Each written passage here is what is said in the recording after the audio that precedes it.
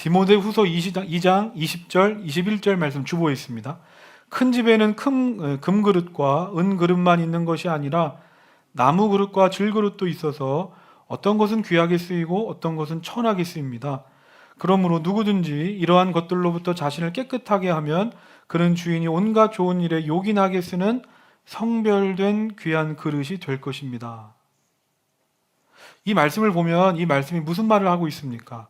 하나님이 보시는 것과 세상이 보는 것이 완전히 다르다는 겁니다. 세상은 어떻습니까? 화려하고 그럴듯해 보이고 힘 있는 걸 추구합니다. 그런데 하나님은 크고 화려하고 힘 있는 것이 아니라 깨끗하고 거룩한 것을 찾으신다.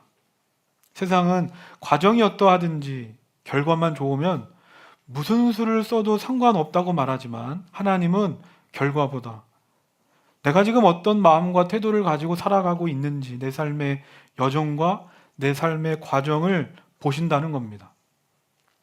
분당 우리 교회 이찬수 목사님의 책에서 본 얘기입니다. 미국에 이찬수 목사님께서 개인적으로 아시는 목사님이 계시는데 이분이 자신의 딸 아이에 대해서 그 딸 아이의 행동에 대해서 교육하려고 하면 사춘기 딸이 이렇게 대꾸한다는 겁니다. 아빠, 에브리바디가 다 그렇게 해요. 모두가 다 그렇게 산다는 겁니다. 그래서 어느 날 그 목사님이 자신의 딸에게 이렇게 말해 주었다고 합니다. 얘야, 너는 에브리바디가 아니야. 너는 하나님의 딸이야. 이 이야기 그대로입니다. 우리는 에브리바디가 아닙니다.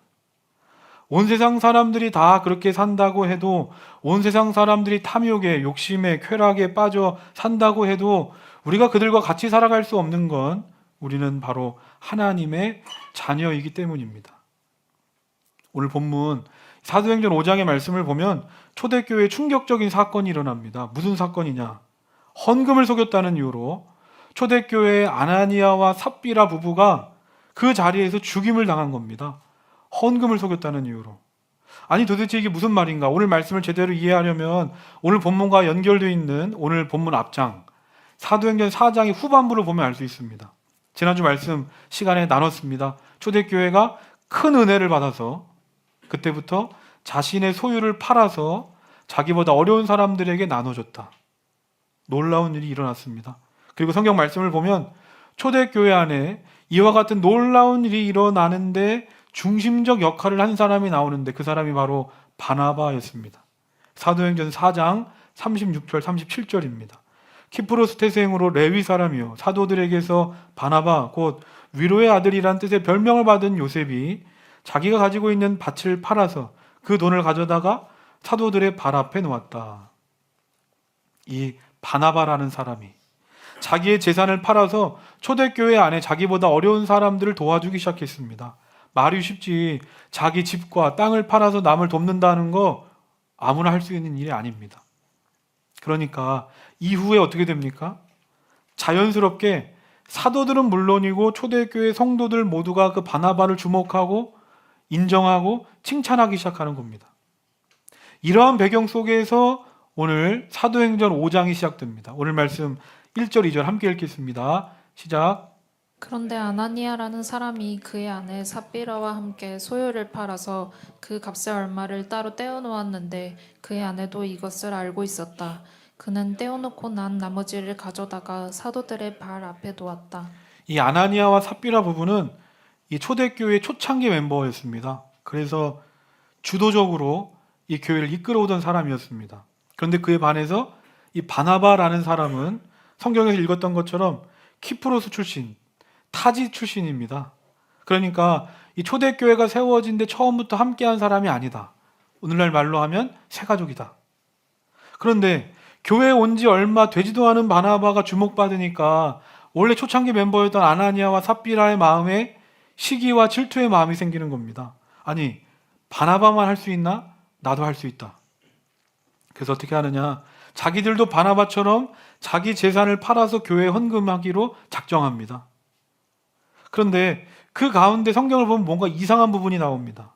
방금 읽은 2절 말씀 보면 이들이 헌금하는데 어떻게 한다고 합니까?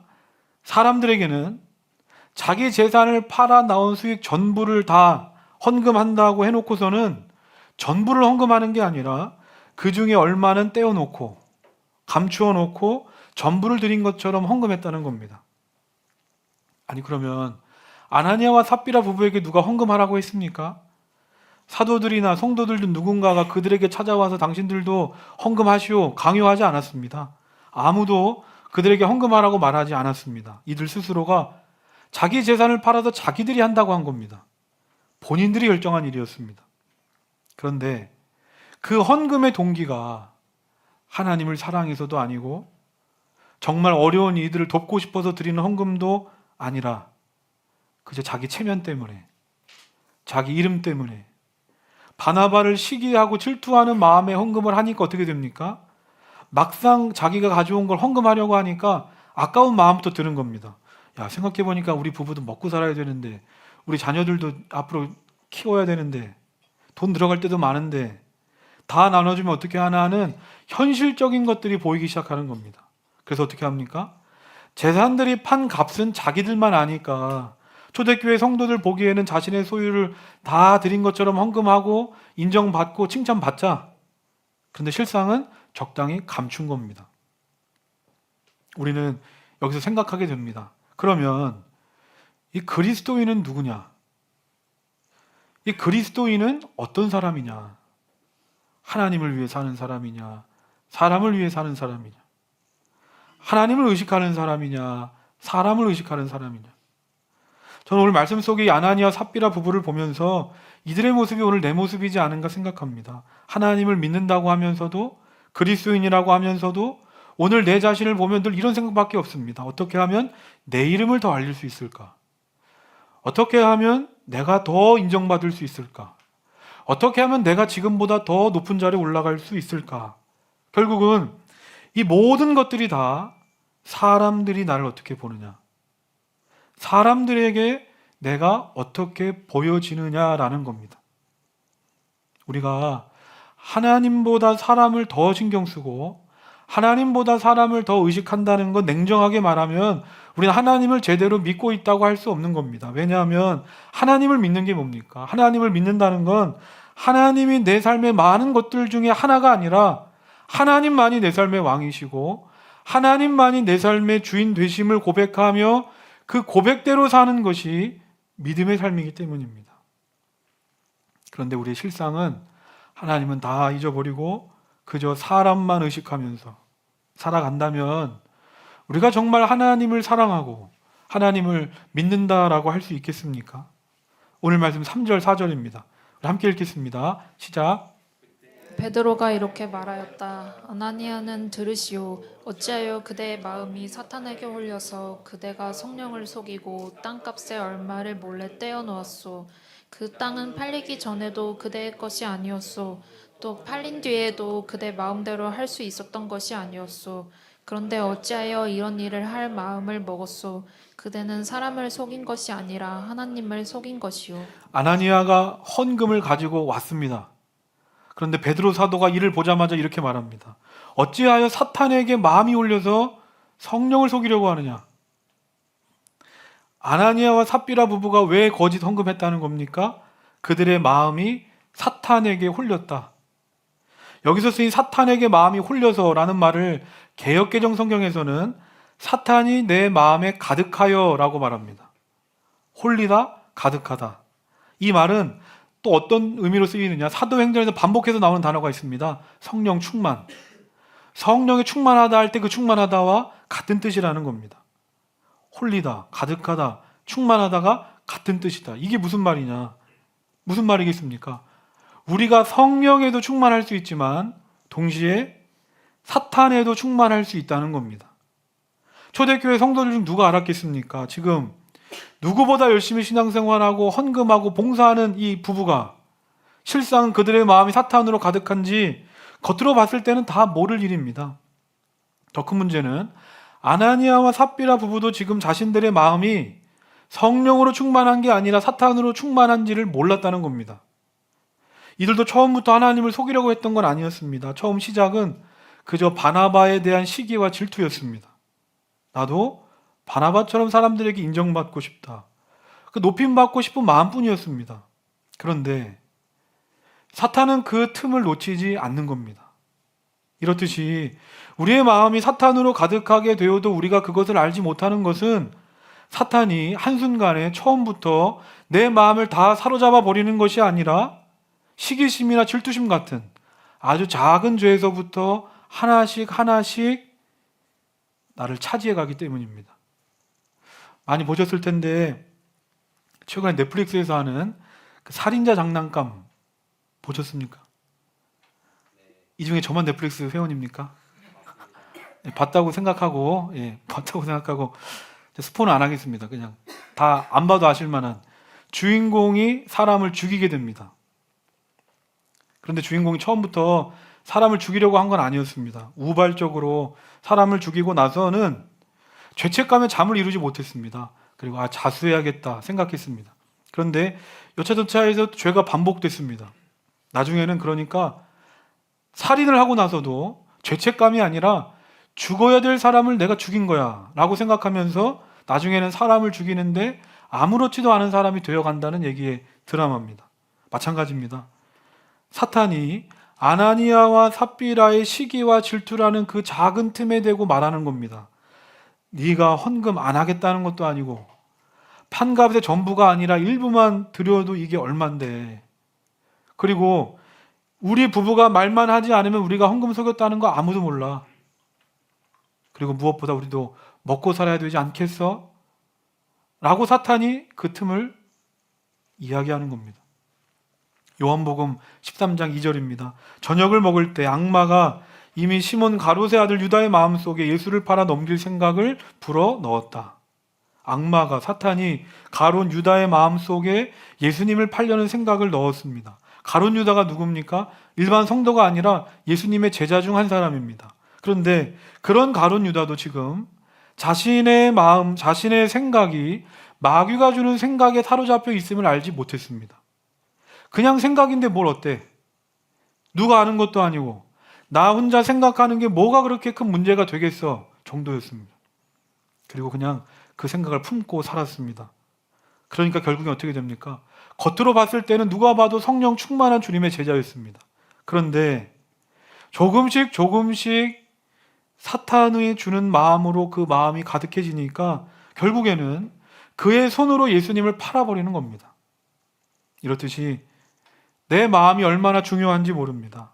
그러기에 성경은 우리의 마음 속에 영적 전쟁이 일어난다고 말합니다. 영적 전쟁이라고 표현합니다. 지난 한 주 내 마음을 돌아보시기를 바랍니다. 한 주는 어떻게 사셨습니까? 두려움과 염려와 미움과 시기 속에 원망하고 불평에 시달리며 살지 않으셨습니까? 디모데후서 1장 7절 우리 주보에 있습니다. 함께 읽겠습니다. 시작. 하나님께서는 우리에게 비겁함의 영을 주신 것이 아니라 능력과 사랑과 절제의 영을 주셨습니다. 성경은 분명하게 말합니다. 능력, 사랑, 절제가 아닌 부정적이고 어두운 모든 것들은 하나님께서 주신 마음이 아니라 사탄이 주는 마음이라는 겁니다. 그러므로 우린 분별해야 됩니다. 이것이 하나님께서 나에게 주시는 마음인지 아니면 사탄이 나에게 주는 마음인지를 분별해야 된다. 그러므로 우리는 24시간 365일 우리와 함께 하시는 예수 그리스도를 바라봐야 하는 겁니다. 그리고 그분의 음성을 들어야 되는 겁니다. 여기에는 누구도 예외가 없습니다. 목사도 마찬가지고 평생을 신앙생활 한 사람도 마찬가지입니다. 아나니아와 삽비라 부부가 넘어졌듯이, 가룟 유다가 넘어졌듯이 우린 날마다 깨어서 우리와 함께 하시는 그 예수 그리스도를 바라봐야 하는 것입니다. 그래야만이 이것이 하나님께서 주시는 마음인지 이것이 사탄이 주는 마음인지를 분별할 수 있는 겁니다. 결국에 거짓으로 헌금한 이 아나니아와 삽비라 부부가 어떻게 됩니까? 5절입니다. 우리 5절 함께 읽겠습니다. 시작. 아나니아는 이 말을 듣고 그 자리에서 쓰러져서 숨졌다. 이 소문을 듣는 사람은 모두 크게 두려워하였다. 아나니아가 그 자리에서 죽습니다. 그리고 얼마 지나지 않아서 남편이 죽은 줄도 모르고 왔던 삽비라도 똑같이 그 자리에서 죽임을 당합니다. 이 장면을 보면서 여러분은 가장 먼저 어떤 생각이 드십니까? 야, 이거 무서워서 헌금하겠냐? 그리고 이렇게 죽는다면 우리 중에 살아남을 사람이 몇 명이나 되겠나 하는 그런 생각부터 들 겁니다. 아무리 이들이 거짓말했다고 해도 헌금 아예 안 한다는 것도 아니고 그래도 그 중에 헌금 한 대는데 하나님 너무하신 것 아닙니까? 내가 평상시에 알고 믿는 하나님 이렇게 이런 분이 아니신데 왜 하나님 오늘 이렇게 심하게 하십니까? 아무리 봐도 이해가 안 됩니다. 아니 그렇다면 왜 하나님께서는 아나니아와 삽비라 부부를 이렇게 무섭게 심판하셨을까? 4절입니다. 우리 4절 다시 한번 읽겠습니다. 시작. 그 땅은 팔리기 전에도 그대의 것이 아니었소. 또 팔린 뒤에도 그대 마음대로 할 수 있었던 것이 아니었소. 그런데 어찌하여 이런 일을 할 마음을 먹었소. 그대는 사람을 속인 것이 아니라 하나님을 속인 것이오. 아나니아와 삽비라가 지금 누구를 속였다고 말합니까? 사람이 아니라 하나님을 속였다. 하나님을 속였다는 겁니다. 왜 그렇습니까? 교회는 하나님의 교회이기 때문에. 교회는 하나님의 몸이기 때문입니다. 그런데 아나니아와 삽비라 부부는 교회가 어떤 곳인지를 몰랐습니다. 그냥 세상에서 하던 대로 해도 되겠지. 사람들 대하듯 해도 되겠지. 결과만 좋으면, 자신이 바라만 성과만 내면 과정, 절차는, 방법은 아무렇게나 해도 상관없다고 생각한 겁니다. 교회와 세상을 똑같이 본 겁니다. 하나님께서 아나니아와 삽비라 부부를 이렇게 무섭게 심판하신 또 다른 이유가 있습니다. 11절 보면 사도행전에서 거의 처음으로 교회라는 말이 나옵니다. 교회. 이것이 의미하는 게 있는 겁니다. 초대교회는 말 그대로 이 땅에 세워진 최초의 교회입니다. 다시 말하면 교회의 원형이고 앞으로 후대의 모든 교회들이 보고 가야 할 길이고 교회의 모델이 됩니다. 저희 교회도 건물이 없는 교회로 기존의 교회와는 다른 형태의 교회입니다. 그러면서 저도 이 교회를 운영해 가면서 앞으로 우리 교회 어떻게 가야 하나 보고 따라갈 교회들이 마땅치 않으니까 고민될 때가 있습니다. 초대교회는 더 할 겁니다. 왜냐하면 그 앞에는 교회라는 것 자체가 없었습니다. 교회의 개념이 없었습니다. 교회라는 말 자체가 처음 나왔습니다. 누구도 교회를 본 적이 없고 교회를 경험해 본 적이 없는 시대였습니다. 그러면 초대교회 교회 이 교인들 안에는 이런 생각이 들지 않았겠습니까? 우리가 성령의 인도하심을 따라 우리가 모여 하나의 교회를 이루었지만 진짜 교회라는 곳은 어떤 곳일까? 교회의 질서, 교회의 중심은 뭘까? 교회를 통해서 하나님은 이 세상 가운데 정말 무엇을 보여주길 원하실까? 자기들도 모르는 겁니다. 오늘 하나님께서는 이 초대교회를 통해서 특별히 아나니아와 삽비라 사건을 통해서 우리에게 분명하게 말씀하시는 겁니다. 교회란 이런 곳이다. 교회란 이런 곳이다. 교회는 세상과 다른 곳이다. 교회는 하나님의 교회다. 그러므로 세상에서 하듯이 세상의 질서로 사람의 생각으로 움직이는 곳이 아니라 교회는 교회만이 가진 거룩함이 있다는 겁니다. 세상이 봤을 때는 지나치다 할 정도로 세상과는 다른 구별된 질서가 있는 곳이 교회다. 만약에 오늘 하나님께서 이 아나니아와 삽비라 부부 행동을 그냥 눈 감아 주셨다면 좋은 게 좋은 거라고 그래 그냥 넘어가자라고 했다면 어떻게 됐겠습니까? 이후의 교회와 성도들은 이렇게 생각했을 겁니다. 아, 저 정도는 다 해도 되는구나. 저 정도 거짓말은 하나님의 교회와 성도들 앞에 해도 상관없는 것이구나 라고 생각하지 않았겠습니까? 그러면 아마 그 틈으로 사탄 마귀는 더 깊은 죄악으로 교회를 끌고 갔을지 모릅니다. 우리가 사도행전을 보고 있는데 사도행전을 전체적으로 보면 1장부터 4장까지는 이제 교회의 시작입니다. 그리고 초대교회 안에 놀라운 부흥의 역사가 시작되고 그리고 사도행전 6장부터는 본격적으로 초대교회를 향한 엄청난 박해와 핍박이 심해지지만 교회는 이래 굴하지 않고 점점 더 큰 영광을 이루어갑니다. 그러니까 그 딱 사이에 오늘 본문입니다. 그 딱 사이에 사도행전 5장에 아나니아와 삽비라 사건을 기록한 이유가 있는 겁니다. 초대교회가 다 세워졌고 이제 앞으로 해야 될 일이 많은데 하나님께 본격적으로 쓰임 받으려면 쓰임 받기 전에 분명히 해야 할 게 있다. 교회로서의 분명한 기준과 원칙을 세우라. 그 가운데 교회의 기준과 원칙을 방해하는 것들이 있다면 과감하게 정리해라. 아이가 태어나서 처음 나쁜 행동을 했을 때 부모가 보이는 그 첫 반응이 자녀의 다음 행동에 큰 영향을 준다고 말합니다. 부모가 어떤 태도로 그 문제를 얼마나 엄하게 다루느냐, 두려움을 심어주느냐에 따라 나쁜 행동을 다시는 하지 않게 되기도 하고, 반대로 그때를 놓치면 그 행동을 고치기가 어렵다는 겁니다. 마찬가지입니다. 하나님도 이와 같은 마음으로 초대교회를 바라보신 게 아닐까. 사랑하는 자녀들이 잘 커가기를 바라며 엄하게 대하셨던 부모님처럼 하나님께서도 이와 같은 마음으로 초대교회를 엄하게 대하신 게 아닐까. 제가 처음 설교를 시작하면서 말했습니다. 우리는 에브리바디가 아니다. 세상이 그렇게 산다고 해서 사람들이 다 그렇게 한다고 우리도 그렇게 살아갈 수 없는 건 우리는 하나님의 교회이고 우리는 하나님의 자녀이기 때문입니다. 저는 오늘 말씀을 보면서 다시금 느낍니다. 교회는 사람의 힘으로, 돈의 힘으로 되는 게 아니구나. 왜냐하면 교회는 하나님의 교회이기 때문에. 개척교회 목사로서 때로는 돈에 또 사람에 관심을 가질 때가 있는데 저를 위해서도 또 우리 교회를 위해서도 기도해 주시기를 바랍니다. 우리 물결처치가 교회로서의 거룩함을 잃지 않게 하시고 늘 성령으로 충만한 교회가 되게 해 주시옵소서. 말씀을 정리하면서 오늘 말씀 11절 12절입니다. 우리 함께 읽겠습니다. 시작. 온 교회와 이 사건을 듣는 사람들은 모두 크게 두려워하였다. 사도들의 손을 거쳐서 많은 표징과 놀라운 일이 백성 가운데서 일어났다. 그들은 모두 한 마음이 되어서 솔로몬 행각에 모이곤 하였다. 초대교회 안에 사람이 죽어나는 일들이 일어나는 걸 보고 사람들이 두려워했다고 말합니다. 사람들이 두려워했다.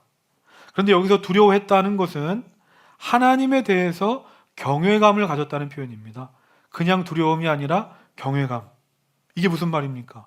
아, 교회는 정말 세상과 다른 곳이구나. 우리가 함부로 대하거나 우습게 바라볼 곳이 아니구나. 그리고 정말 저들이 믿는 하나님은 오늘도 살아계시는구나. 그러니까 오늘 말씀 속에 아나니아와 삽비라 사건이 초대교회를 무너뜨리거나 주저앉힌 사건이 아니라 오히려 또 다른 부흥의 시작이 되었다는 겁니다.